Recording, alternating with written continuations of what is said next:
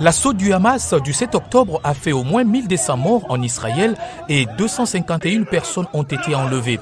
Cette attaque a déclenché une guerre qui se poursuit encore aujourd'hui.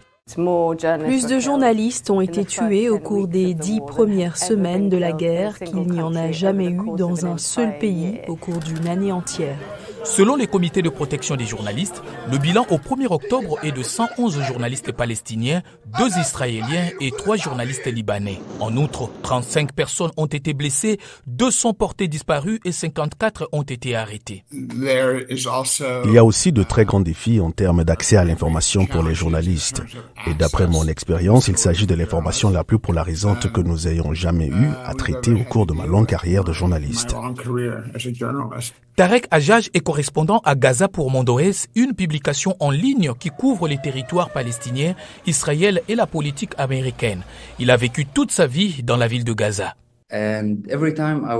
Chaque fois que je marchais sous les drones et les avions de guerre israéliens, j'avais l'impression qu'à chaque seconde, ils pouvaient me bombarder, me tourner autour, parce que je sais qu'ils ciblent les journalistes et je sais qu'ils ne veulent pas que quoi que ce soit en provenance de Gaza parvienne à la population.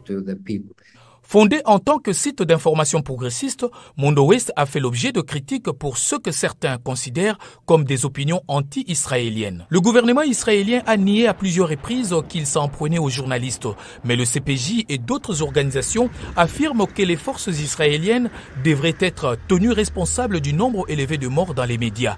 Presque tous les journalistes tués sont des Palestiniens.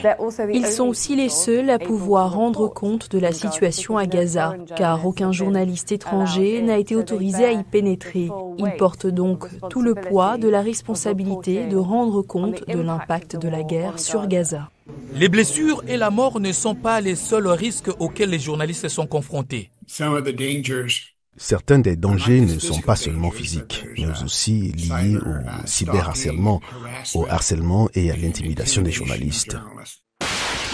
Les Nations Unies ont condamné les attaques contre les journalistes, indiquant qu'il y avait des rapports inquiétants d'attaques contre des travailleurs des médias, malgré le fait qu'ils soient clairement identifiés. En réponse à un rapport de l'ONU, l'armée israélienne a déclaré qu'elle ne tire pas délibérément sur les civils, y compris les journalistes. Hajjaj se souvient de tous les articles qu'il a couverts depuis le 7 octobre. Certains, dit-il, ont été dévastateurs à écrire, mais il sait qu'il doit continuer à rendre compte de ce qui se passe.